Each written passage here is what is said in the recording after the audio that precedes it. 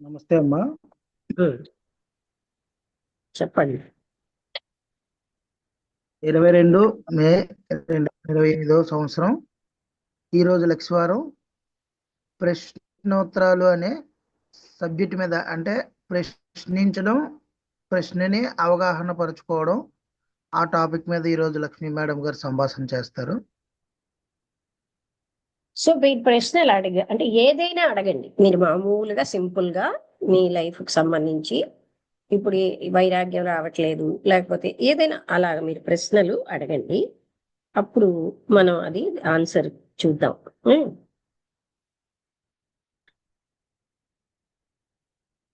ఈ ఐఫోన్ ఎవరండి? మ్యూట్ చేసుకుని అన్మ్యూట్ చేసుకొని రావచ్చిందా?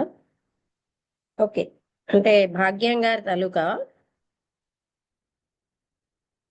ఉమ్, ఇవాళ ప్రశ్నోత్తరాలు ఎవరైనా ఏ ప్రశ్న అయినా అడగండి.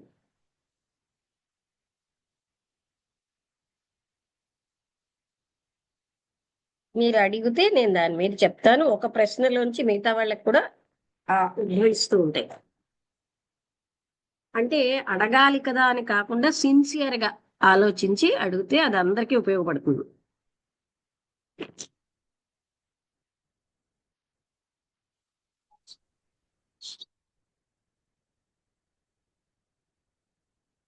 రమణ, మీరే మొదలు పెట్టండి. అలాగే అమ్మా. అమ్మా, అంటే ఎమోషనల్ బ్యాలెన్స్ కోసం డౌట్ అమ్మా. అంటే ఇప్పుడు ఏదైనా ఒక సందర్భం వచ్చినప్పుడు ఆటోమేటిక్ గా, అంటే ఆ, పొద్దు నుంచి మధ్యాహ్నం వరకు ఆ ఎమోషనల్ బ్యాలెన్స్ బాగానే ఉంటది. మళ్ళా ఏదో ఒక సందర్భం వచ్చినప్పుడు ఆ బ్యాలెన్స్ ఎందువల్ల అలా మిస్ అవుతుంది అనే దానికోసం నాకు ఆన్సర్ కావాలమ్మా. అవును. ఒకటి ఏంటంటే మనకి మన మీద ఎక్కువ జాలి. అబ్బా నేను ఎంత కష్టపడిపోయాను, అది బ్యాక్గ్రౌండ్ లో వర్క్ చేస్తూ ఉంటుంది. ఇంకొకరు కూడా మన ఓకే ఆదరంగా అమ్మా. చూడాలి అన్న ఎక్స్పెక్టేషన్ ఉంటుంది. మీకు అర్థమైందా? మనం ఎలా ఆలోచిస్తామంటే మన ఓ- సెంటర్ లో మనం ఆలోచిస్తూ ఎదుటివాడు కూడా మన సెంటర్ లోనే ఉంటారు అనుకుంటాం. వాళ్ళు సెంటర్ లో ఉంటారు, మన సెంటర్ లో ఉండరు. పక్కనే ఉన్నా మన కొడుకైనా భార్య అయినా పిల్లలైనా వాళ్ళ సెంటర్ లో వాళ్ళు ఉంటారు. మానవులందరూ ఎవరి సెంటర్ లో వాళ్ళు ఉంటారు. మనం ఎంత కష్టపడిపోయినా వాళ్ళకి అదేమి అంత కనబడదు. వాళ్ళ కష్టం వాళ్ళ సెంటర్ లో ఉంటారు. ఒకటో కారణం. రెండవది, మనం మొదటి నుంచి అనుకున్నది ఏంటంటే క్షణ క్షణం గుర్తుపెట్టుకోవాల్సిన బాడీ నేను కాదు, మనస్సు నేను కాదు, ఇది నాకు అని గట్టిగా పాతుకుపోయి ఉంది మనకి. నేను శరీరాన్ని, నేను మనస్సుని, ఇది కష్టపడింది అని అంటే బాడీ నేను కష్టపడిపోయాను అనేది మనకి లోపల అన్నిటికీ మూలం ఏంటంటే గట్టిగా పాతుకుపోయిన అభిప్రాయం. ఆ మనం సాధకులుగా ప్రతినిత్యం బయట వాళ్ళకి చెప్పినా లేకపోయినా మనలో మనకు గుర్తుండాలి, శరీరం నా పనిముట్టు, మనస్సు నాకు సూక్ష్మతరమైన పనిముట్టు, నేను కాను అని గుర్తుంచుకుంటే చాలా వరకు అధిగమించవచ్చు. ఓకే అమ్మా, ఓకే అమ్మా, అర్థమైందమ్మా. అంటే ఈ బాడీ నేను అనే ప్రెజెన్స్ ఎప్పుడైతే వస్తుందో మళ్ళా ఎమోషనల్ బ్యాలెన్స్ అంతా మిస్ అయిపోతూ ఉంటుంది. అంటే బాడీ నేను అనేది గట్టిగా పాతుకుపోయి ఉంది కాబట్టి. మనం ఆ టైంకి మర్చిపోతాం ఇది నేనే అని, టేక్ ఇట్ అవునమ్మా. గ్రాంటెడ్ గా. అంటే అసలు సత్యాన్ని మనం వదిలేసి ఎన్ని పరిష్కారాలు చూసినా ఆ పరిష్కారాలు పని చెయ్యట్లేదు. మరొకటి ఏంటంటే ఈవెన్ అవును. నేను నాకు నా బాడీ ముఖ్యం. అందరికీ వాళ్ళ బాడీ వాళ్ళ మనసు వాళ్ళ పనులు ముఖ్యం, నా పని నేను ముఖ్యం కాదు ఎంత దగ్గర వాళ్ళైనా. అందుకని మనం ఎక్స్పెక్ట్ చేస్తాం వాళ్ళకు కూడా నేనే ముఖ్యమని. అది ఒక తప్పు మనం చేసేది. ఎవరికి వాళ్ళే ముఖ్యం. అవునమ్మా, అర్థమైందమ్మా. ఒకరి సమాధానం ఇంకోరికి హెల్ప్ అవుతే సంతోషమే. మీరందరూ అడగొచ్చు. ఇది అందరికీ వర్తిస్తుంది మేడం, మీరు చెప్పిన జవాబు ఇప్పుడు ఇది. అందరికీ వర్తించేవే మనం మాట్లాడుకుంటున్నాం. ఎందుకంటే ఓకే ఓకే. వ్యక్తిగతంగా కాదు, అందరికీ వ్యక్తిగతంగా అనుకున్నా ఎలా అయినా అందరం ఒకటేనండి. ఉమ్, ఆ టైంకి మనం ఎరుకతో నేను బాడీని కాను కదా నేను అని ఒకటి, నా మనస్సు ఎలాగ అందరి నుంచి దయ, ప్రేమ, కన్సర్న్ కోరుకుంటోంది, అది మనం చూడాలి. అందరూ నేను అలసిపోయాను అనుకోవాలి అంటే అందరికీ ఉండదు. వాళ్ళకి వాళ్ళ ఆలోచనలే ముఖ్యం. వాళ్ళ సెంటర్లో వాళ్ళు ఉంటారు. మనం అనుకుంటాం మనని మనం ఎంత బాగా చూసుకుంటున్నాం, వాళ్ళు మన అలా చూస్తారని.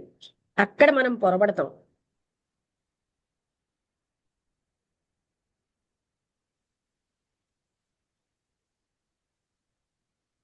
ఇంకెవరైనా అడగండి. అలా వరుస క్రమంలో అడిగితే నాన్ స్టాప్ గా మనకి అన్ని సాగుతుంది.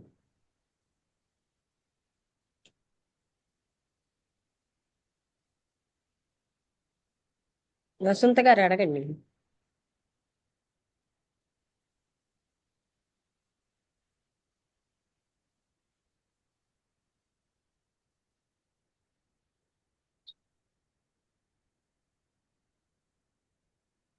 రాధ గారు, ఎవరైనా అడగొచ్చు ఏదైనా. అంటే అడగాలంటే వాళ్ళు అక్కడ ఏదో ఇలా గొప్పగా ఉండాలి అవన్నీ ఆలోచించక్కర్లే.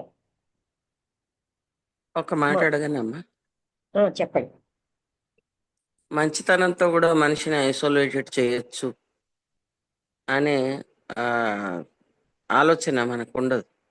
మంచితనం అంటే అది మంచితనమే. మంచితనంతో దానివల్ల కూడా మనిషిని isolate ఐసోలేట్ అయిపోతుంది. అంటే వేరుగా చూడొచ్చనా? మీరు ఇంకొంచెం బాగా వేరు చెప్పండి. చేయొచ్చు. వేరు వేరు చేయొచ్చు. చెయ్యొచ్చు. మంచితనంతో కూడా మనిషిని వేరు చేయొచ్చు. ఏముండదు మనం ప్రశ్నించడానికి కూడా. చెయ్యొచ్చా అనా? చేస్తున్నారు, చేస్తారు. అప్పుడు అలాంటి వాళ్ళని ఎలా ఫేస్ చేయాలి? ఇక్కడ చూడండి, మళ్ళీ అదే విషయానికి వచ్చాం. వాళ్ళు వేరు చేసేది ఏంటి? వాళ్ళ లోపల ఉన్న ఒక మనస్తత్వం. మీరు వేరేగా ఉన్నారు. ఒక్క పాయింట్ ఏంటంటే ఫేస్ చేయడానికి మనకి ఎక్స్పెక్టెన్సీ వదిలింది. అంటే వేరు చేయడం, వాళ్ళు చేస్తే మాత్రం మీలో ప్రేమ ఉంటే వాళ్ళని కలుపుకోండి. ఒకటోది. వాళ్ళు ఎంత పెద్ద లాంటి చేసినా అజ్ఞానం కదా, ఈ అజ్ఞానం వల్లే కదా, అది నాకు ఉన్నది కదా అని మనం ఆలోచిస్తే, ఆ వేరు చెయ్యడం అన్న దానికి వాళ్ళు చేస్తే మీరెందుకు వేరేగా ఫీల్ అవ్వాలి? ఇప్పుడు నన్ను మీరు సెపరేట్ చేశారనుకోండి, నా హృదయంలో ప్రేమ ఉందనుకోండి, నాకు మీరు పరాయిగా అనిపించరు. అర్థమైందా? సో ఫస్ట్ థింగ్ ఏంటంటే మన హృదయాల్లో ప్రేమ ఉండాలి. మనకి కూడా మనం కూడా ప్రేమరహితంగా ఇలాంటి పనులు చాలా చేస్తాం, కానీ వాటిని లెక్క పెట్టుకోం. మనం చేసేవి కౌంట్లోకి రావు. మీకు అర్థమైందా? మనం వాటిని ఏంటిలే, అదేం చిన్న విషయమే అనుకుంటాం. ఇతరులు చేస్తే కొండంతగా చూస్తాం. అలాంటి ప్రవృత్తి మన అందరికీ ఉంటుంది. అందుకని వాళ్ళు చేస్తే నాకేంటి, నా హృదయంలో ప్రేమ ఉండాలి కదా, నాలో ద్వేషం ఎందుకు ఉండాలి అని ప్రశ్నించుకోవాలి. ఒకటి. రెండవది, ఇదంతా కూడా ఈ ప్రక్రియలకి మనం వీలైనంత వరకు లొంగకూడదు. అంటే ఇది మనస్సు డ్రామాలు కదా, అది జ్ఞాపకం చేసుకోవాలి. అంటే ఇవే ఎక్కువ అవుతూ ఉంటే అసలు తత్వానికి దూరం అయిపోతున్నాం మనం. ఇవే మనకి జీవితంలో ప్రముఖ పాత్ర వహిస్తున్నాయి. నేను అంటే ఈ శరీరము, నేను ఇంపార్టెంట్. ఎందుకు మనం అన్ఇంపార్టెంట్ గా ఉండడానికి అలవాటు అవుతే ఎంతో హాయిగా ఉంటుంది. ప్రాముఖ్యతగా ఉండకపోవడమే ఆనందం. ఎవరో మన ఎందుకు గుర్తించాలి? పరమాత్ముడికి మనకి సంబంధం అంతే. అలా అంటే ద్వైతంలో కూడా మిగతా వాళ్ళతో నాకు కాదు. వాళ్ళు గుర్తించేరు, వాళ్ళ గొప్పతనం. మనకేం లేదు అది. అంత భగవంతుడినే గుర్తించరు ఎక్కడ పడితే అక్కడ ఉన్నవాడిని.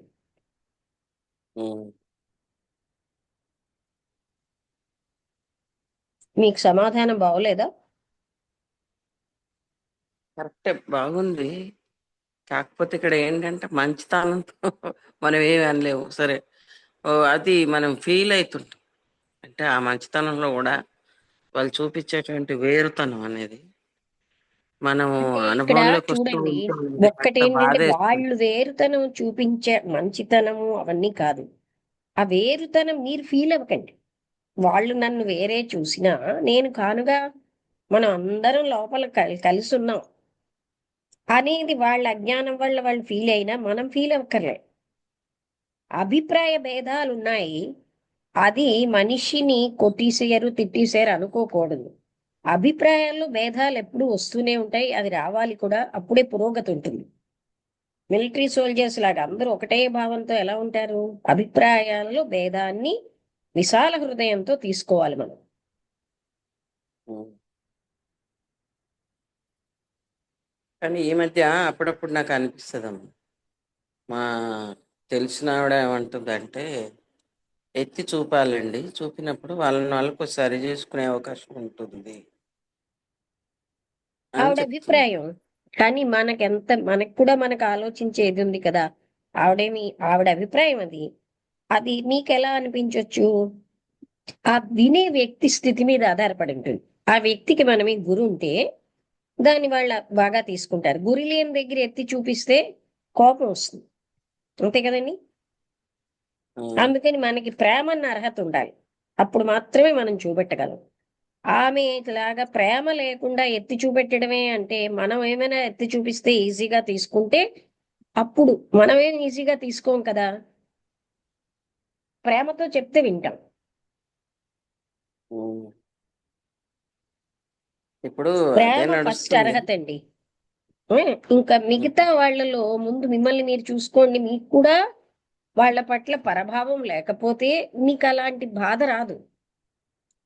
వాళ్ళు నన్ను ఎత్తి చూపెట్టడం ఏంటి అంటే, అలాగా మీరు దాన్ని ఈజీగా తీసుకుంటారు. అది మనం ఈ మనస్సులో ఏమేమి దాగున్నాయో మనం చూడాలి. ఉమ్. మన మనస్సులో కూడా చాలా దాగి ఉంటాయి.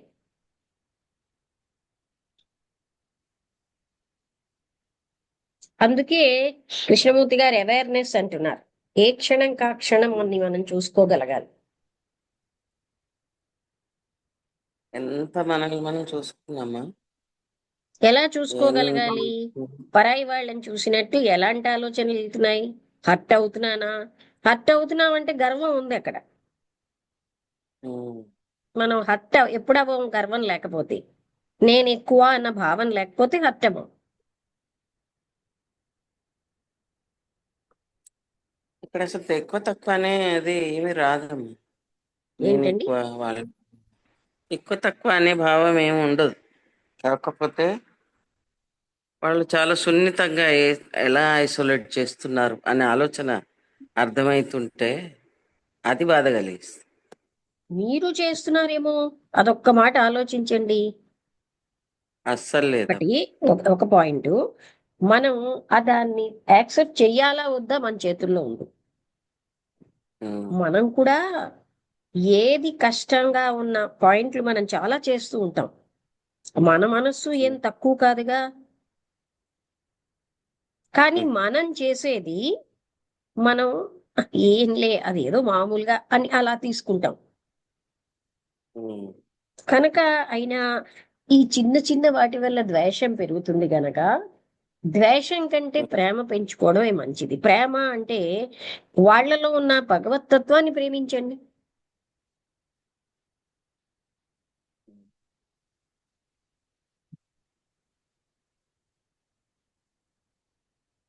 నాకు ఆ భగవతత్వంలో కూడా భగవంతుడు కూడా నటిస్తున్నాడు అని అనిపిస్తుంది. అది మన ఆపాదిస్తున్నాం కదండి. భగవంతుడు నిష్పక్షపాతి. ఎలక్ట్రిసిటీ ఎలాంటిదో భగవంతుడు అలాగా. మనకున్న మనస్సులో భావాలు ఆపాదిస్తాం. ఈ ఆపాదన అనేది మన దోషం. అందుకే మొన్న ఎక్కడ ఇప్పుడు చదివాం, ఆపాదనలు చెయ్యకండి. మన మనస్సులో వీళ్ళు చాలా చెడ్డవాళ్ళని ఆపాదిస్తుంటాం. భగవంతుడికి పక్షపాతం ఉందని ఆపాదిస్తున్నాం. అది తప్పు. ఇప్పుడు మనకున్నదాన్ని ఐసోలేట్ అక్కడ అవ్వటం ఆపాదిస్తాం. కాదమ్మా, ఐసోలేట్ అవ్వటం వల్ల మనతో వాళ్ళతో కూర్చోలేము, వాళ్ళతో భోజనం చేయలేము, వాళ్ళతో మీలో 4 ప్రేమ ఉంటే మాటలు ఎందుకు ఉండలేరండి? ఉం? ఉండదు. వాళ్ళకి అలా ఎందుకంటే ఉన్నా, ఒకసారి మీకు ఎక్కడ అర్థమై నేనేమన్నానంటే, మీరు అనుకున్న ఆన్సర్ నా నుంచి ఎక్స్పెక్ట్ చేయకండి. వచ్చిన ఆన్సర్ ని ఆలోచించండి కొంతసేపు. ఇది ఎందుకంటే 100% కానీ అది మనం ప్రాక్టికల్ గా తేవాలి. ఇది అందరికీ సంబంధించిందే. మీలో మన ద్వేషం వాళ్ళని ఎక్కువగా ఉన్నా, ఒకసారి వినండి రాధ గారు. ప్రశ్నించడానికి మీరు ఒప్పుకున్నా లేకపోయినా ఆ పరభావం, ఆ ద్వేషం మీకే లేకపోతే అంత ఎఫెక్ట్ మనకి రాదు.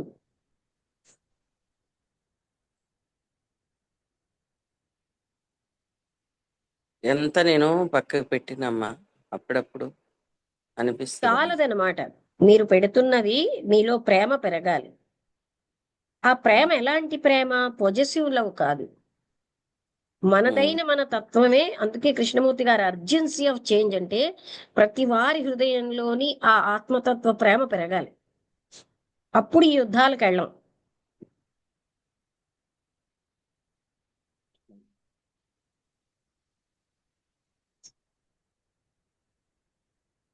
ఇంకెవరైనా అడగండి.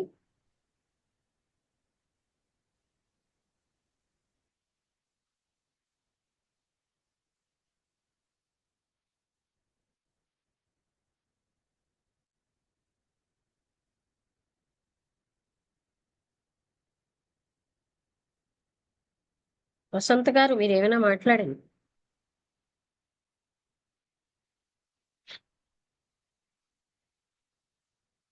అనుపమ గారు మీరు అడుగుతున్నారా?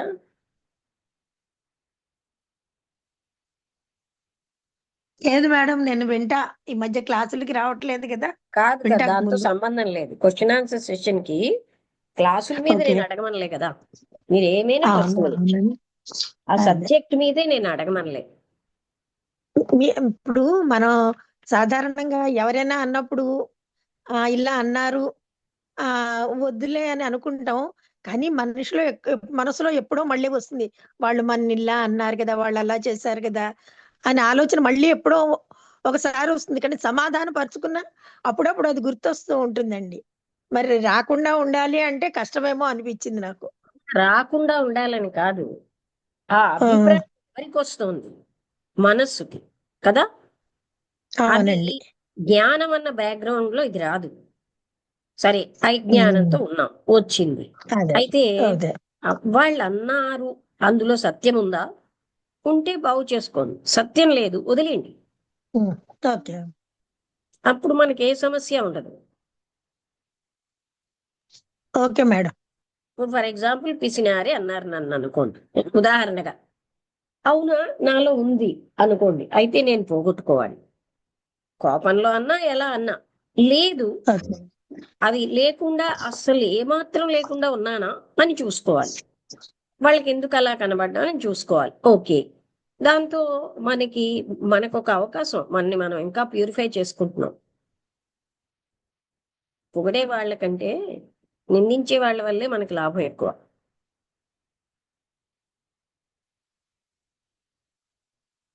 Okay madam. ఇంకా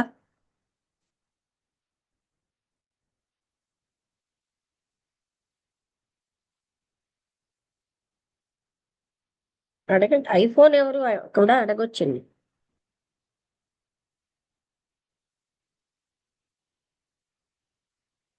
ఫస్ట్ ఏంటంటే మనని మనం చూసుకోవడానికి అలవాటు అవ్వాలి. మనకి మనలో ఏ ఏ ద్వేషం ఉంది, మనకి అస్సలు ద్వేషభావం లేకుండా ఉన్నామా, పరభావం లేకుండా ఉంటున్నామా? మనం కూడా ఎప్పుడు వాళ్ళని హర్ట్ చేస్తాం కనుకే అలాంటి రియాక్షన్ మనకు వస్తుంది. అది మనం తెలుసో తెలియకుండానో పట్టించుకోకుండా చేయొచ్చు. అందుకని అలాంటి భావాల్లో ఓకే. అయినప్పటికీ దాన్ని మనం ఎక్కువగా చేసుకోకపోతే అది మనం అది పెద్ద విషయం అవ్వదు.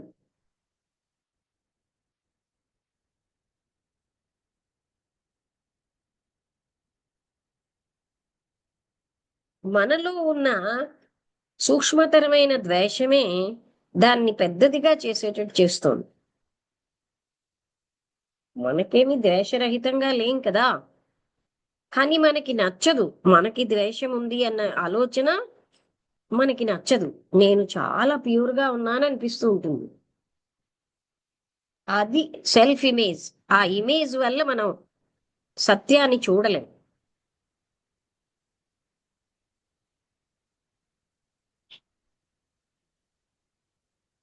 మీరు క్వశ్చన్స్ అడిగితే ప్రొసీడ్ అవుతుంది.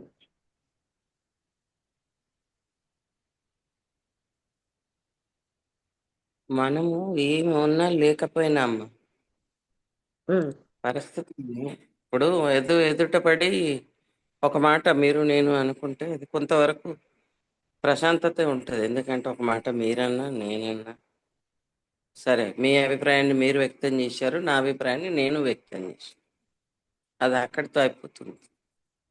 అసలు మీ అభిప్రాయం ఏంటని నాకు అర్థమవుతుంది, నా అభిప్రాయం ఏంటి మీకు అర్థమవుతుంది. అవును. కానీ ఇక్కడ ఏమీ మాట్లాడకుండా అసలు ఫ్యామిలీలతోటి కలవనివ్వకుండా మనతో ఏ బాండింగ్ లేకుండా పిల్లల్ని కూడా నోటితో ఏ ఏముండదు బాండింగ్ మనతో పిల్లలు మంచిగా మాట్లాడడము, మనతో పాటు కాసేపు గడపడము, లేదంటే మనం ఏదైనా చేసి పెడితే తినటం, అలా కలిసిపోవడం. అంటే ఇప్పుడు అనుకోండి, నా ఇంట్లో మనవాళ్ళు ఇద్దరు ఉన్నారు, వాళ్ళ కోసం నేను ఏదైనా చేయాలని నాకు అనిపిస్తుంది. ఏదో ఒక స్వీట్ హాట్ లేకపోతే ఇంకేదో చేసి పెడదాం. మా మనవాడు కూడా చేయి నానమ్మ తింటాను అని అంటాడు. కానీ ఇక్కడ కోడలు ఏమంటుంది, లేదు లేదు స్వీట్ తింటే ఓవర్ యాక్టివ్, అంటే యాక్టివ్ అయిపోతాడు, బ్రెయిన్ యాక్టివ్ అయిపోతుంది, వాడిని పట్టుకోలేము, ఆడుకుంటుంటాడు కానీ వాడు ఎక్కువ యాక్టివేట్ అయిపోతాడు, అది ఇది అని చెప్తారు. ఇక్కడ ఇప్పుడు నేను చేసి పెట్టాలనుకున్న వంట నాకు అనిపిస్తుంది, అరే నేను తినిపించలేకపోయాను, వాడు కూడా అడిగాడు కదా.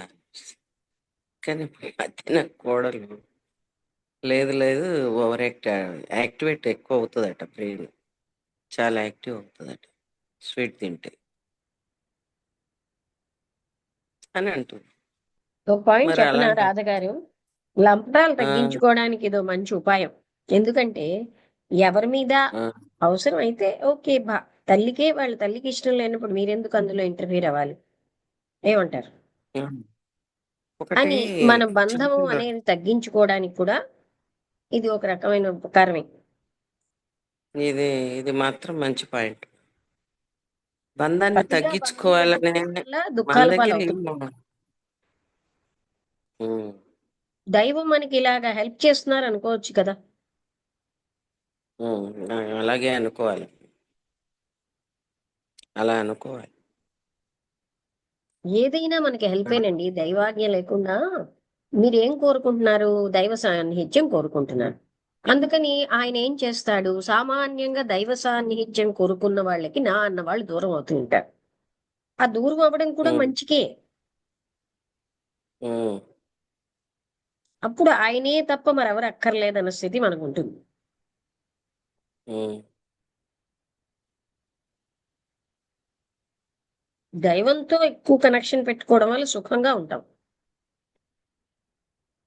సుఖం ఆ దైవము మనకి అంటే ఎప్పుడు దైవం ఇలాంటి ఇలా మంచి ఉండాలి, అలా విషయాలు ఉండాలి కాదు. పట్టించుకోకుండా దైవాన్ని మనం యాక్సెప్ట్ చేయాలి. కనబడకపోయినా ప్రతి ఆలోచన తెలుస్తూ ఉంది. ముందు దైవతత్వాన్ని తెలుస్తుంది. అవగాహన చేసుకోవాలి కదా. ఉమ్, అనంత కరుణామయుడు. అయితే ఆ కారుణ్యం మనం ఊహించినట్టుగా మనకి ఆయన అవగాహన చేసుకోవడం, ఆ కారుణ్యం చాలా కష్టం. ఉమ్. ఇప్పుడు ఎందుకంటే మనకి ఒకసారి ఒంటరి వినండి, అయిపోయాం. మనలో చెడు గుణం ఒకరు వదిలేస్తే మనకు కోపం వస్తుంది. ఆ చెడు గుణాన్ని నేను వదిలించుకోలేని దాన్ని ఆయన వదిలించేయడని మనం థ్యాంక్ఫుల్ గా ఉండం. అలాగా దైవం కూడా పరిస్థితుల దీంతో కర్మని బట్టి మన చెడుని తీస్తూ ఉంటారు. అతి మోహం కూడా, నా అన్న భావం కూడా మనం తీసేసుకోవాలి.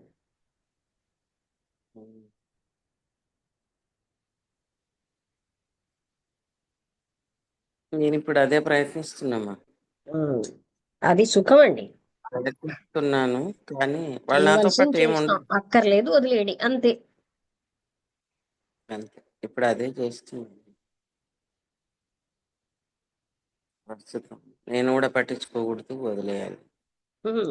ఎందుకంటే మనం దైవ మార్గాన్ని పట్టుకున్నాం గనుక దైవం అలా ప్రోత్సాహం ఇస్తుంది మనకి. అన్ని రకాల వాటితో మనకి ఎక్కడెక్కడ మోహం ఉందో కట్ అవుతూ ఉంటుంది. ఆ కట్ అవ్వమని మనం అడిగాం, కానీ మనం మర్చిపోయాం కట్ చేయమని. అందువల్ల మనం ఘర్షణ పడుతున్నాం. ఈసారైనా పరమాత్ముడే నాలాంటి మనం మనం అడిగినవే మనం మర్చిపోతాం. నువ్వే ముఖ్యమయ్యా మాకు, నువ్వే ముఖ్యంగా ఉండు అంటాం. కానీ ఈ లోపల అలా వాళ్ళతో బంధం పోతే పోనీండి, అవన్నీ మనకు పోవలసిందే. ఉమ్, మీ ప్రయత్నం లేకుండా పోతే ఇంకా మంచిది. ఉమ్. అశాశ్వతమైనవన్నీ పట్టుకుంటే మనకి ఇబ్బందే కదండి. ఉమ్. ఇంకా ఎవరైనా అడుగుతారా?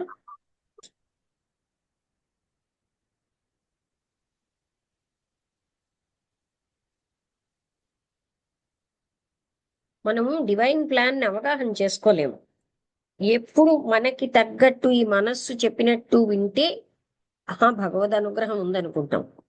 లేకపోతే మనకేం కావాలో ఆయన చేస్తాడు, మనం ఏం కోరేమో చేయడు. పిల్లవాడు దీపాన్ని అడిగాడు, మీరేం చేస్తారు? దీపంలో మెరుస్తున్నది ఇస్తారు కానీ దీపం ఇవ్వరు. వాడికి ఏది మేలు అది ఇస్తారు. మన కోరికలు కూడా మన అలాగా బాధ పెడతాయేమో, అందుకనే ఏది అవసరమో చూసి అది ఇస్తాడు ఆయన.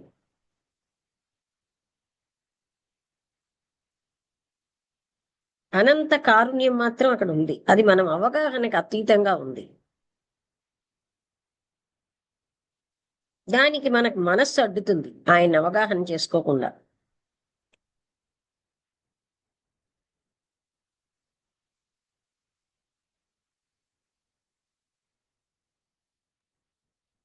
అమ్మా ఇప్పుడు ఆ, అంటే ఎక్కువగా బ్యాడ్ గా కొద్దిగా ఎక్కువ అంటే ఎనీ టైం ఎక్కువ నెగిటివ్ ఫీల్ అవుతున్న వాళ్ళ దగ్గర ఆ, అంటే వెళ్ళి ఉండాలని కాదు, ఆ సందర్భం క్రియేట్ అయినప్పుడు వాళ్ళతో మనం కాసేపు డిస్కషన్ చేసిన అలా మాట్లాడినప్పుడు వాళ్ళ అది యొక్క ఒక్కసారి ప్రభావం ఏంటి, ఇంపాక్ట్ మన నేను మీద ఎక్కువ అని ఫీల్ అయిన వాళ్ళ దగ్గర ఉందమ్మా, కాదమ్మా. ఏంచి అంటే పెట్టినారు అక్కడ ఎమోషనల్ అర్థం గా అవ్వాలి. ఆ? మా అదేనా మీరు చెప్పేది? ఎమోషనల్ గా నెగిటివ్ గా ఉంటా ఆ, ఆ, ఒక్కసారి ఆ, ఎమోషనల్ గా నెగిటివ్ గా ఉంటారు కదమ్మా, సాడ్ అవును. బాధగా అలా ఎక్కువగా ఉంటున్న వాళ్ళ దగ్గర మనం ఉంటున్నప్పుడు అంటే కొద్దిగా యాక్టివ్గా ఇలా ఉన్న పర్సను, అంటే నేనే అని కాదు, అలా ఉన్న పర్సను అక్కడ ఉంటున్నప్పుడు వాళ్ళ యొక్క ఇంపాక్ట్ ఈ మీద పడుతుందా, లేకపోతే ఈ మనసు అలా ఫీల్ అవుతుందా అమ్మా? పడుతుంది. అయితే మనకి కొన్ని కర్తవ్యాలు ఉన్నాయి. ఇప్పుడు వాళ్ళు అలా ఉండడానికి కారణం మనమే కాదు, వాళ్ళ యొక్క మిగతా పరిస్థితులు, వాళ్ళ గొంతెమ్మ కోరికలు, వాళ్ళు నెగిటివ్ గా ఉండేటట్టు ఉంటున్నారు. అవగాహన అయిందా? ఏ మనమే కారణం అని అనుకోకడానికి వీల్లేదు. సో మనం వీలైతే ఒక రకమైన కారుణ్యంతో ఉండాలి, లేకపోతే తటస్థంగా ఉండాలి. ఎందుకంటే ఒక వ్యక్తి నెగటివ్ గా ఎందుకు ఉంటాడు? తనకి ఎన్నో కోరికలు నెరవేరకపోవడం, తను ఏవేవో ఆశించినవి జరగకపోవడం, ఇంకా ఇతర ఇన్ఫ్లుయెన్సెస్, అవన్నిటి వల్ల ఆయన నెగటివ్ గా ఉన్నాడు. అవి నిరంతరం ఆ నెగటివ్ గా ఉండడం అనేది వాళ్ళకి అలవాటై. సో వాళ్ళకి ఏం చెయ్యాలి మనం అంటే, మళ్ళీ నెగటివ్ గా చూడడం కాదు, కారుణ్యంతో అది వాళ్ళకి తెలియని కారుణ్యం, తెలియకుండా ఆ కారుణ్యం అందజేయడం వల్లే ఆ సిచ్యుయేషన్ క్రమేణా బాగవుతుంది. అంటే మనం ఇంటర్నల్ గా కూడా వాళ్ళని నెగటివ్ గా ఇలా ఉన్నాడు అలా ఉన్నాడని ఆలోచించకుండా ఏ విధంగా బాగు చేయాలి అంటే మనం ప్రేమను ఎలా ఇవ్వాలి, అది ఒక్కటేనండి సొల్యూషన్. వాళ్ళకి మాటలతో అవదు. ఇంటర్నల్ లవ్ అనేది ఏదైతే ఉందో ఆ ఇంటర్నల్ లో నువ్వు ఫీల్ అవుతున్న ఫీల్ ఏదైతే ఉందో అది బాగా ఫీల్ అవ్వాలి. అని మనకి అంతేనా మన హృదయంలో ప్రేమ వాళ్ళకి తెలుస్తుందండి. అమ్మా? మనుషులందరికీ తెలుస్తూనే ఉంటుంది. ఒక రోజు ఒక క్షణము తెలియకపోయినా అలా స్లోగా తెలుస్తుంది. మనం చాలా మంది ఏమనుకుంటామంటే మాటలే ప్రేమను వ్యక్తం చేస్తాయని. కాదది. మనకు అంతకంటే లోతులు ఉన్నాయి. మనం గ్రహించగలుగుతున్నాం, వాళ్ళు గ్రహించగలరు.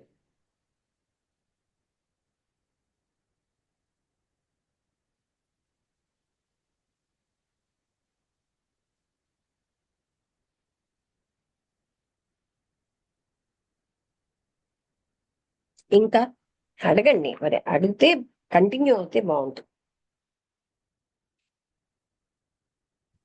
ఈ నమస్తే జూన్ అమ్మా వసంత. చెప్పండి వసంత గారు.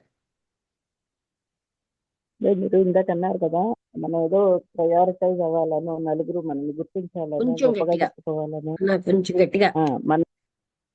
మనల్ని గుర్తించాలనో, గొప్పగా అనుకోవాలనో ఒక ఒక ఆలోచన తీసేస్తే ఎంతో హాయిగా ఉంటామని, అది మాత్రం అది నేను ఎక్స్పీరియన్స్ చేశాను. అది అదేదో అందరి మనసు కొట్టుకున్నది. అంతరంగంలో వసంత గారు అజ్ఞానం వల్ల ఉంటుందండి. అదే హత్తుకు కారణం. అసలు కృష్ణమూర్తి గారు అడుగుతారు, నథింగ్ గా ఎందుకు ఉండలేం? హాయిగా ఉంటుంది. మనం అనామకంగా ఉండడంలో ఉన్నంత ఆనందం ఈ గుర్తింపులో లేదు.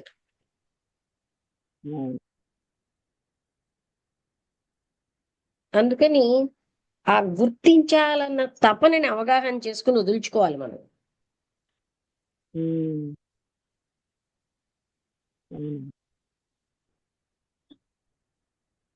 మీరు అన్నట్టు ఆ పాయింటే మనని హర్ట్ చేస్తుంది. అదేనా మీరు చెప్తున్నది? అవునవును, అంతే. అంటే మనకి మన మనస్సుకు ఒక వికారం ఉంది, అందరూ మనని గుర్తించాలని కోరుతూ ఉంటుంది. అలాంటి వాటిని అధిగమించితే సుఖంగా ఉంటాం, ప్రశాంతంగా ఉంటాం. గుర్తించినా మనం ఏమి ఎఫెక్ట్ అవ్వం, గుర్తించకపోయినా ఎఫెక్ట్ అవ్వం.